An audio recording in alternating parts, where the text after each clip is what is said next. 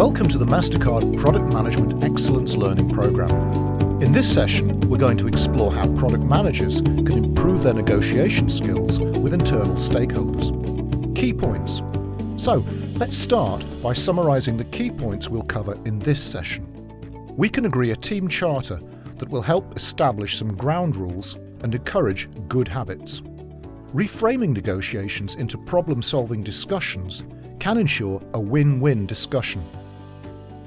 There are several reasons why internal negotiations can be difficult. 1. Conflicting KPIs between teams.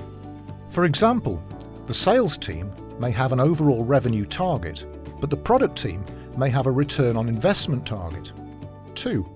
Lack of understanding of our internal stakeholder motivations.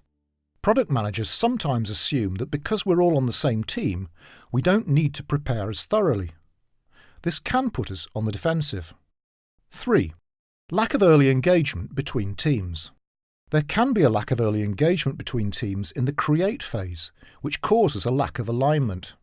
4. Them versus us. There is often a them versus us mentality between teams. Product managers can protect themselves against many negotiations by setting some ground rules for effective behaviours. These include agreeing a cross-functional team charter that includes shared targets, making decisions based on research and sharing that research with the cross-functional team, making it much harder for the team to negotiate arbitrary changes, having clear hard limits, such as the launch date, and sharing these widely. Having a reputation for not negotiating on hard limits will encourage more constructive discussions. In this section, we're going to look at reframing negotiations as shared problem solving. This is because negotiations can be perceived as a win-lose situation, whereas shared problem solving can be positioned as a win-win situation. In particular, if you have agreed shared targets such as delivery dates or revenue generation as part of the team charter, then anything that threatens those shared targets becomes a shared problem. Now we can apply recognised problem-solving techniques that will bring you together rather than pull you apart.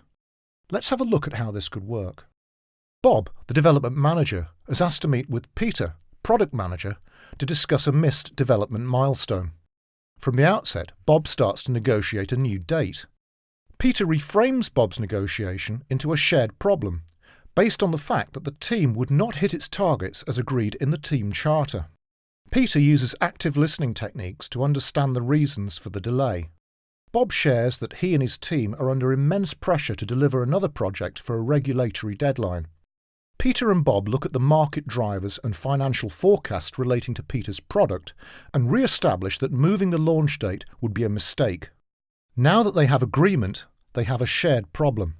Furthermore, they've reinforced their shared goal of holding the launch date, and they're motivated to work together on a solution. Peter identifies some items on the backlog that can be held back for launch, as he's only committed to an MVP to their two launch partners. Together, Bob and Peter write a short but impactful proposal for their finance stakeholder, showing that an increase in spend for some temporary resource will show an excellent return on investment because the launch date has important commercial implications. Bob takes an action to set up a meeting with their finance stakeholder and present their proposal. Peter and Bob leave the meeting feeling like they're both on the same side. Your task is to use the MasterCard Team Charter template and meet with your key stakeholders to agree the content.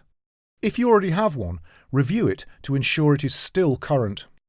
The template is provided, but to summarise, it is created at the start of a project, in a group setting, and contains agreed ways of working, shared targets, and commitments from cross-functional team members to achieve the shared plan. Let's summarise what we've learned in this session.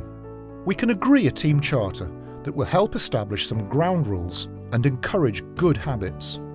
Reframing negotiations into problem-solving discussions can ensure a win-win discussion.